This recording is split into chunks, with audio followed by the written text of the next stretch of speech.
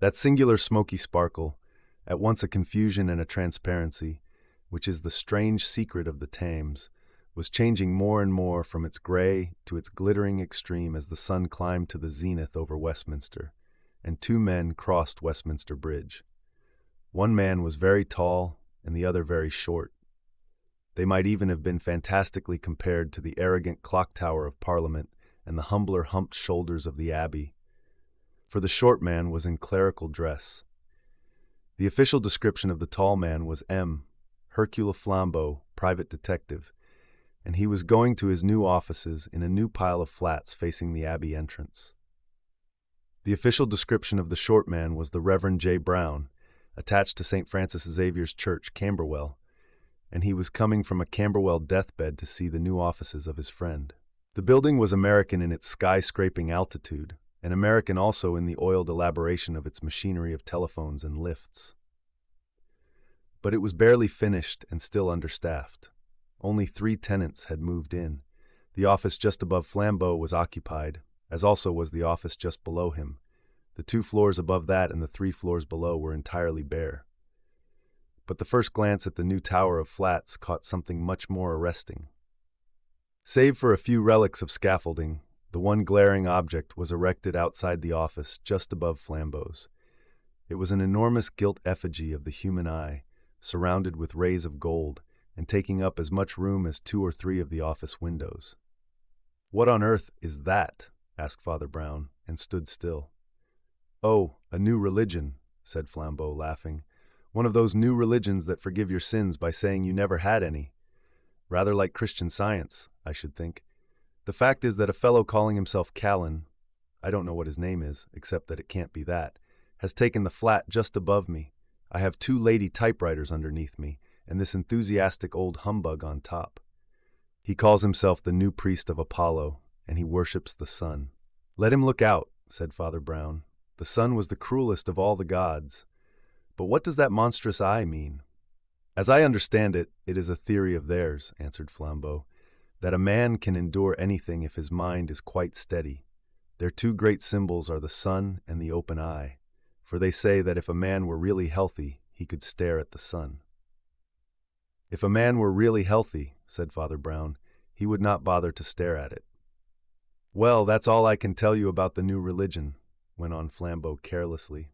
"It claims, of course, that it can cure all physical diseases." "Can it cure the one spiritual disease?" asked Father Brown with a serious curiosity. "And what is the one spiritual disease?" asked Flambeau, smiling. "Oh, thinking one is quite well," said his friend. Flambeau was more interested in the quiet little office below him than in the flamboyant temple above. He was a lucid Southerner, incapable of conceiving himself as anything but a Catholic or an atheist, and new religions of a bright and pallid sort were not much in his line. But humanity was always in his line, especially when it was good-looking. Moreover, the ladies downstairs were characters in their way. The office was kept by 2 sisters, both slight and dark, one of them tall and striking. She had a dark, eager, and aquiline profile, and was one of those women whom one always thinks of in profile, as of the clean-cut edge of some weapon. She seemed to cleave her way through life. She had eyes of startling brilliancy, but it was the brilliancy of steel rather than of diamonds, and her straight, slim figure was a shade too stiff for its grace. Her younger sister was like her shortened shadow, a little grayer, paler, and more insignificant. They both wore a business-like black, with little masculine cuffs and collars. There are thousands of such curt, strenuous ladies in the offices of London, but the interest of these lay rather in their real than their apparent position. For Pauline Stacey, the elder, was actually the heiress of a crest and half a county, as well as great wealth. She had been brought up in castles and gardens before a frigid fierceness, peculiar to the modern woman, had driven her to what she considered a harsher and a higher existence. She had not indeed surrendered her money, in that there would have been a romantic or monkish abandon quite alien to her masterful utilitarianism. She held her wealth, she would say, for use upon practical social objects. Part of it she had put into her business, the nucleus of a model typewriting emporium. Part of it was distributed in various leagues and causes for the advancement of such work among women. How far Joan, her sister and partner, shared this slightly prosaic idealism, no one could be very sure. But she followed her leader with a dog-like affection, which was somehow more attractive with its touch of tragedy than the hard, high spirits of the elder. For Pauline Stacy had nothing to say to tragedy. She was understood to deny its existence. Her rigid rapidity and cold impatience had amused Flambeau very much on the first occasion of his entering the flats. He had lingered outside the lift in the entrance hall, waiting for the lift boy, who generally conducts strangers to the various floors. But this bright-eyed falcon of a girl had openly refused to endure such official delay. She said sharply that she knew all about the lift and was not dependent on boys, or men either. Though her flat was only 3 floors above, she managed in the few seconds of ascent to give Flambeau a great many of her fundamental views in an offhand manner. They were to the general effect that she was a modern working woman and loved modern working machinery. Her bright black eyes blazed with abstract anger against those who rebuke mechanic science and ask for the return of romance. Everyone, she said, ought to be able to manage machines, just as she could manage the lift. She seemed almost to resent the fact of Flambeau opening the lift door for her, and that gentleman went up to his own apartments, smiling with somewhat mingled feelings at the memory of such spitfire self-dependence. She certainly had a temper of a snappy, practical sort. The gestures of her thin, elegant hands were abrupt or even destructive. Once Flambeau entered her office on some typewriting business and found she had just flung a pair of spectacles belonging to her sister into the middle of the floor and stamped on them. She was already in the rapids of an ethical tirade about the sickly medical notions and the morbid admission of weakness implied in such an apparatus. She dared her sister to bring such artificial, unhealthy rubbish into the place again. She asked if she was expected to wear wooden legs or false hair or glass eyes, and as she spoke, her eyes sparkled like the terrible crystal.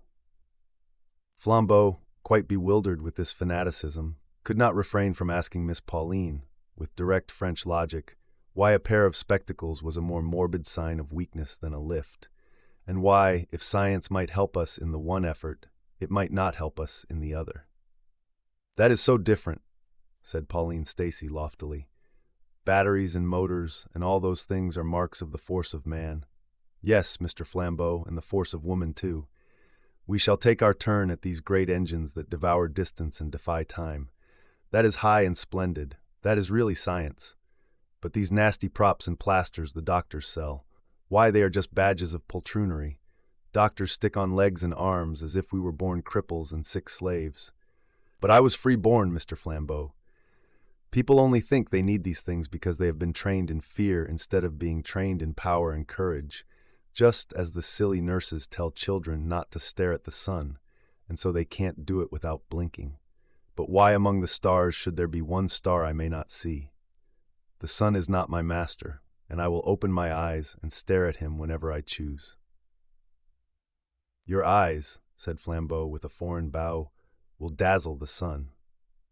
He took pleasure in complimenting this strange stiff beauty, partly because it threw her a little off her balance. But as he went upstairs to his floor, he drew a deep breath and whistled, saying to himself, "So she has got into the hands of that conjurer upstairs with his golden eye." For little as he knew or cared about the new religion of Callan, he had heard of his special notion about sun-gazing. He soon discovered that the spiritual bond between the floors above and below him was close and increasing. The man who called himself Callan was a magnificent creature, worthy, in a physical sense, to be the pontiff of Apollo. He was nearly as tall even as Flambeau, and very much better looking, with a golden beard, strong blue eyes, and a mane flung back like a lion's. In structure he was the blonde beast of Nietzsche, but all this animal beauty was heightened, brightened and softened by genuine intellect and spirituality. If he looked like one of the great Saxon kings, he looked like one of the kings that were also saints. And this despite the cockney incongruity of his surroundings, the fact that he had an office halfway up a building in Victoria Street, that the clerk, a commonplace youth in cuffs and collars, sat in the outer room between him and the corridor, that his name was on a brass plate, and the gilt emblem of his creed hung above his street, like the advertisement of an oculist. All this vulgarity could not take away from the man called Colin the vivid oppression and inspiration that came from his soul and body. When all was said, a man in the presence of this quack did feel in the presence of a great man. Even in the loose jacket suit of linen that he wore as a workshop dress in his office, he was a fascinating and formidable figure, and when robed in the white vestments and crowned with the golden circlet in which he daily saluted the sun, he really looked so splendid that the laughter of the street people sometimes died suddenly on their lips. For 3 times in the day, the new sun worshipper went out on his little balcony, in the face of all Westminster, to say some litany to his shining lord, once at daybreak, once at sunset, and once at the shock of noon. And it was while the shock of noon still shook faintly from the towers of Parliament and Parish Church that Father Brown, the friend of Flambeau, first looked up and saw the white priest of Apollo. Flambeau had seen quite enough of these daily salutations of Phoebus, and plunged into the porch of the tall building, without even looking for his clerical friend to follow. But Father Brown, whether from a professional interest in ritual or a strong individual interest in tomfoolery, stopped and stared up at the balcony of the sun worshipper, just as he might have stopped and stared up at a Punch and Judy. Colin the prophet was already erect, with argent garments and uplifted hands, and the sound of his strangely penetrating voice could be heard all the way down the busy street uttering his solar litany. He was already in the middle of it. His eyes were fixed upon the flaming disk. It is doubtful if he saw anything or anyone on this earth. It is substantially certain that he did not see a stunted, round-faced priest who, in the crowd below, looked up at him with blinking eyes. That was perhaps the most startling difference between even these 2 far-divided men. Father Brown could not look at anything without blinking, but the priest of Apollo could look on the blaze at noon without a quiver of the eyelid. "O sun," cried the prophet, "O star that art too great to be allowed among the stars, O fountain that flowest quietly in that secret spot that is called space, white father of all white unwearied things, white flames and white flowers and white peaks, Father, who art more innocent than all thy most innocent and quiet children, primal purity into the peace of which." A rush and crash like the reversed rush of a rocket was cloven with a strident and incessant yelling.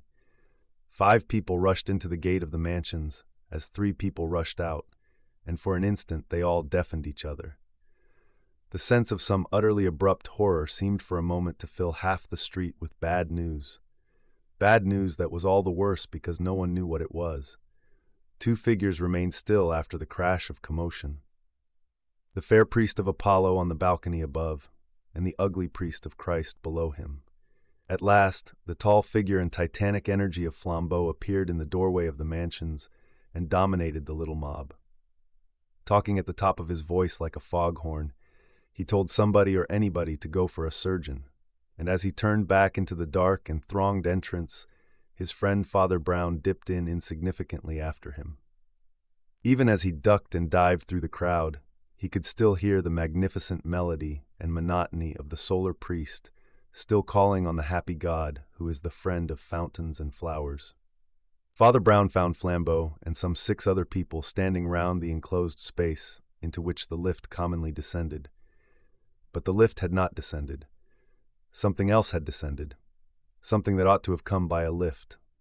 For the last 4 minutes, Flambeau had looked down on it, had seen the brained and bleeding figure of that beautiful woman who denied the existence of tragedy.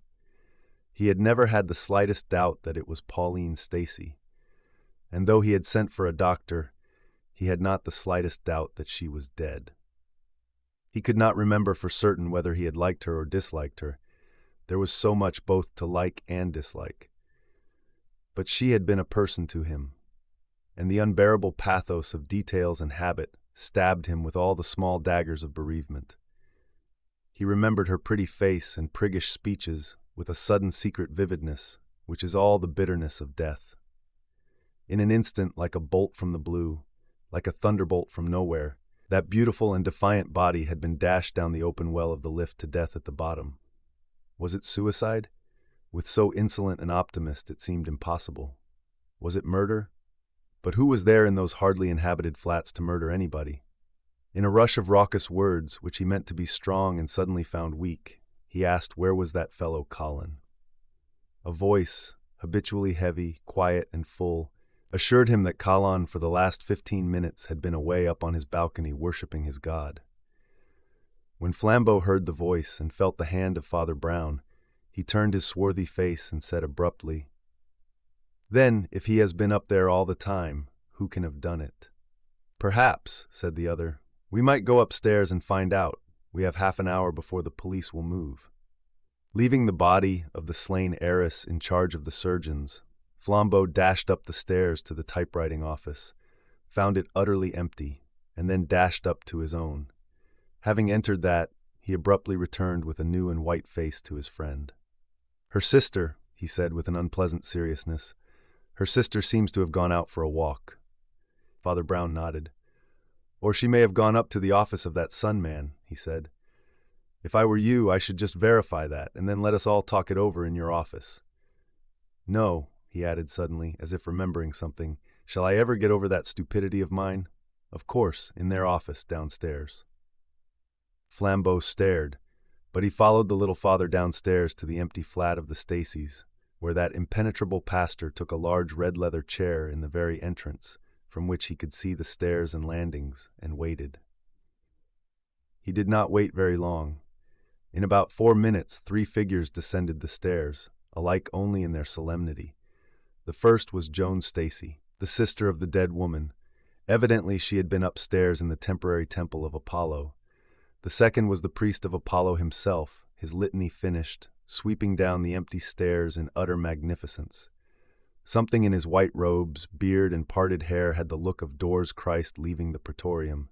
The third was Flambeau, black-browed and somewhat bewildered. Miss Joan Stacy, dark, with a drawn face and hair prematurely touched with gray, walked straight to her own desk and set out her papers with a practical flap. The mere action rallied everyone else to sanity. If Miss Joan Stacy was a criminal, she was a cool one. Father Brown regarded her for some time with an odd little smile, and then, without taking his eyes off her, addressed himself to somebody else. "Prophet," he said, presumably addressing Kalin, "I wish you would tell me a lot about your religion." "I shall be proud to do it," said Colin, inclining his still crowned head, "but I am not sure that I understand." "Why, it's like this," said Father Brown in his frankly doubtful way. "We are taught that if a man has really bad first principles, that must be partly his fault. But, for all that, we can make some difference between a man who insults his quite clear conscience and a man with a conscience more or less clouded with sophistries. Now, do you really think that murder is wrong at all?" "Is this an accusation?" asked Callan very quietly. "No," answered Brown equally gently. "It is the speech for the defense." In the long and startled stillness of the room, the prophet of Apollo slowly rose, and really it was like the rising of the sun. He filled that room with his light and life in such a manner that a man felt he could as easily have filled Salisbury Plain. His robed form seemed to hang the whole room with classic draperies. His epic gesture seemed to extend it into grander perspectives, till the little black figure of the modern cleric seemed to be a fault and an intrusion, a round black blot upon some splendor of Hellas. "We meet at last, Caiaphas," said the prophet. "Your church and mine are the only realities on this earth. I adore the sun, and you the darkening of the sun. You are the priest of the dying, and I of the living God. Your present work of suspicion and slander is worthy of your coat and creed. All your church is but a black police. You are only spies and detectives, seeking to tear from men confessions of guilt, whether by treachery or torture. You would convict men of crime, I would convict them of innocence. You would convince them of sin, I would convince them of virtue.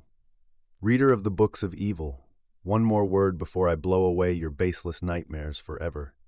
Not even faintly could you understand how little I care whether you can convict me or no.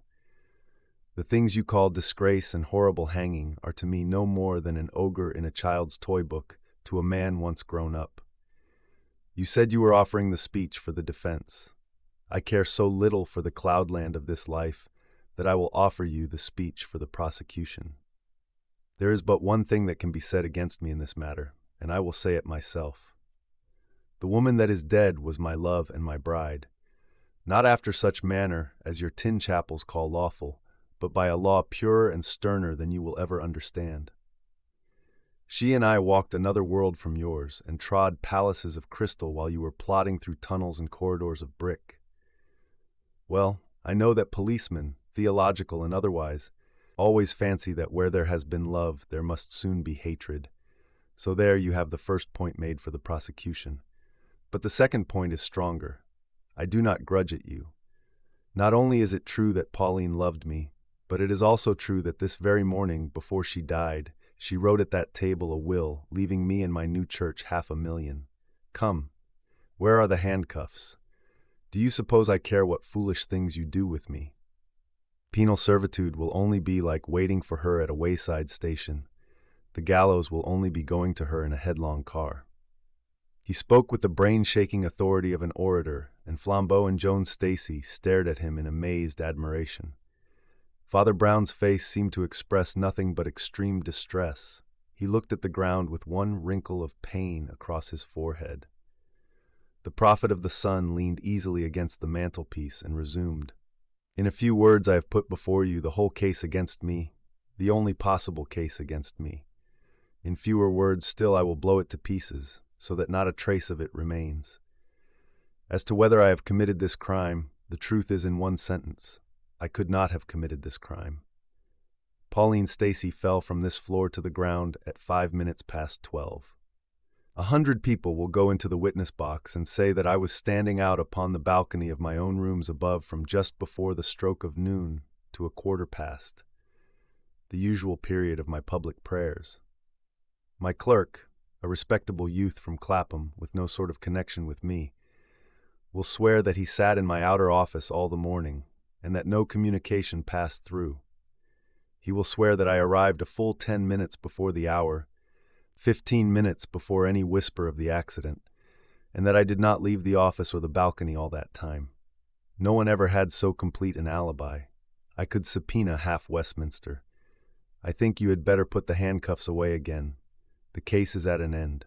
But last of all, that no breath of this idiotic suspicion remain in the air, I will tell you all you want to know. I believe I do know how my unhappy friend came by her death. You can, if you choose, blame me for it, or my faith and philosophy at least, but you certainly cannot lock me up.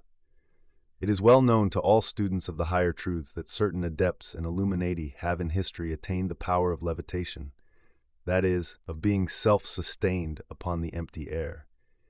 It is but a part of that general conquest of matter which is the main element in our occult wisdom. Poor Pauline was of an impulsive and ambitious temper. I think, to tell the truth, she thought herself somewhat deeper in the mysteries than she was. And she has often said to me, as we went down in the lift together, that if one's will were strong enough, one could float down as harmlessly as a feather. I solemnly believe that in some ecstasy of noble thoughts she attempted the miracle. Her will, or faith, must have failed her at the crucial instant, and the lower law of matter had its horrible revenge. There is the whole story, gentlemen, very sad and, as you think, very presumptuous and wicked, but certainly not criminal or in any way connected with me. In the shorthand of the police courts, you had better call it suicide. I shall always call it heroic failure for the advance of science and the slow scaling of heaven. It was the first time Flambeau had ever seen Father Brown vanquished. He still sat looking at the ground, with a painful and corrugated brow, as if in shame. It was impossible to avoid the feeling which the prophet's winged words had fanned, that here was a sullen, professional suspector of men overwhelmed by a prouder and purer spirit of natural liberty and health. At last he said, blinking as if in bodily distress, "Well, if that is so, sir, you need do no more than take the testamentary paper you spoke of and go. I wonder where the poor lady left it." "It will be over there on her desk by the door, I think," said Colin, with that massive innocence of manner that seemed to acquit him wholly. "She told me specially she would write it this morning, and I actually saw her writing as I went up in the lift to my own room." "Was her door open then?" asked the priest, with his eye on the corner of the matting. "Yes," said Colin calmly. "Ah, it has been open ever since," said the other, and resumed his silent study of the mat. "There is a paper over here," said the grim Miss Joan in a somewhat singular voice.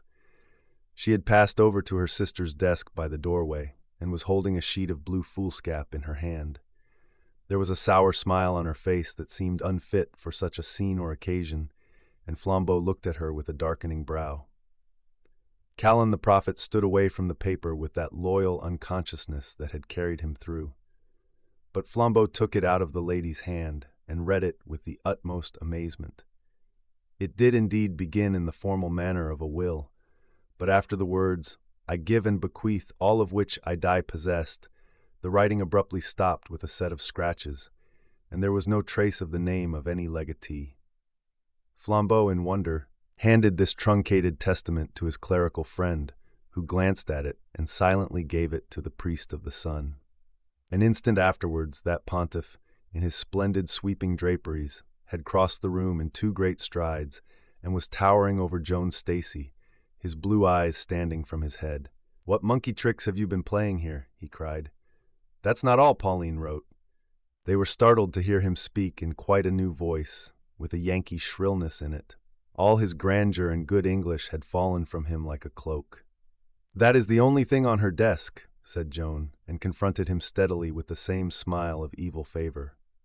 Of a sudden, the man broke out into blasphemies and cataracts of incredulous words. There was something shocking about the dropping of his mask. It was like a man's real face falling off. "See here," he cried in broad American, when he was breathless with cursing. "I may be an adventurer, but I guess you're a murderess. Yes, gentlemen, here's your death explained, and without any levitation. The poor girl is writing a will in my favor. Her cursed sister comes in, struggles for the pen, drags her to the well, and throws her down before she can finish it. Sakes, I reckon we want the handcuffs after all." "As you have truly remarked," replied Joan with ugly calm, "your clerk is a very respectable young man who knows the nature of an oath, and he will swear in any court that I was up in your office arranging some typewriting work for 5 minutes before and 5 minutes after my sister fell. Mr. Flambeau will tell you that he found me there." There was a silence. "Why then," cried Flambeau, "Pauline was alone when she fell, and it was suicide." "She was alone when she fell," said Father Brown, "but it was not suicide."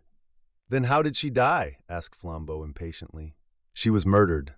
"But she was alone," objected the detective. "She was murdered when she was all alone," answered the priest. All the rest stared at him, but he remained sitting in the same old dejected attitude, with a wrinkle in his round forehead and an appearance of impersonal shame and sorrow. His voice was colorless and sad. "What I want to know," cried Callan with an oath, "is when the police are coming for this bloody and wicked sister. She's killed her flesh and blood. She's robbed me of $500,000 that was just as sacredly mine as—" Come, prophet," interrupted Flambeau with a kind of sneer. "Remember that all this world is a cloudland. The Hierophant of the sun god made an effort to climb back on his pedestal. It is not the mere money," he cried, "though that would equip the cause throughout the world. It is also my beloved one's wishes. To Pauline all this was holy. In Pauline's eyes—" Father Brown suddenly sprang erect so that his chair fell over flat behind him. He was deathly pale, yet he seemed fired with a hope. His eyes shone. "That's it," he cried in a clear voice. "That's the way to begin, in Pauline's eyes." The tall prophet retreated before the tiny priest in an almost mad disorder. "What do you mean? How dare you?" he cried repeatedly. "In Pauline's eyes," repeated the priest, his own shining more and more. "Go on, in God's name, go on. The foulest crime the fiends ever prompted feels lighter after confession, and I implore you to confess. Go on, in Pauline's eyes." "Let me go, you devil," thundered Callan, struggling like a giant in bonds. "Who are you, you cursed spy, to weave your spider's webs round me and peep and peer? Let me go." "Shall I stop him?" asked Flambeau, bounding towards the exit, for Callan had already thrown the door wide open. "No, let him pass," said Father Brown, with a strange deep sigh that seemed to come from the depths of the universe. "Let Cain pass by, for he belongs to God." There was a long-drawn silence in the room when he had left it, which was to Flambeau's fierce wits one long agony of interrogation. Miss Joan Stacy very coolly tidied up the papers on her desk. "Father," said Flambeau at last, "it is my duty, not my curiosity only. It is my duty to find out, if I can, who committed the crime." "Which crime?" asked Father Brown. "The one we are dealing with, of course," replied his impatient friend. "We are dealing with two crimes," said Brown. "Crimes of very different weight, and by very different criminals." Miss Joan Stacy, having collected and put away her papers, proceeded to lock up her drawer. Father Brown went on, noticing her as little as she noticed him. "The two crimes," he observed, "were committed against the same weakness of the same person in a struggle for her money. The author of the larger crime found himself thwarted by the smaller crime. The author of the smaller crime got the money." "Oh, don't go on like a lecturer," groaned Flambeau. "Put it in a few words." "I can put it in one word," answered his friend. Miss Joan Stacy skewered her businesslike black hat onto her head with a businesslike black frown before a little mirror, and, as the conversation proceeded, took her handbag and umbrella in an unhurried style and left the room. "The truth is one word and a short one," said Father Brown. "Pauline Stacy was blind." "Blind," repeated Flambeau, and rose slowly to his whole huge stature. "She was subject to it by blood," Brown proceeded. "Her sister would have started eyeglasses if Pauline would have let her, but it was her special philosophy or fad that one must not encourage such diseases by yielding to them. She would not admit the cloud, or she tried to dispel it by will. So her eyes got worse and worse with straining, but the worst strain was to come. It came with this precious prophet, or whatever he calls himself, who taught her to stare at the hot sun with the naked eye. It was called accepting Apollo. Oh, if these new pagans would only be old pagans, they would be a little wiser. The old pagans knew that mere naked nature worship must have a cruel side. They knew that the eye of Apollo can blast and blind." There was a pause, and the priest went on in a gentle and even broken voice.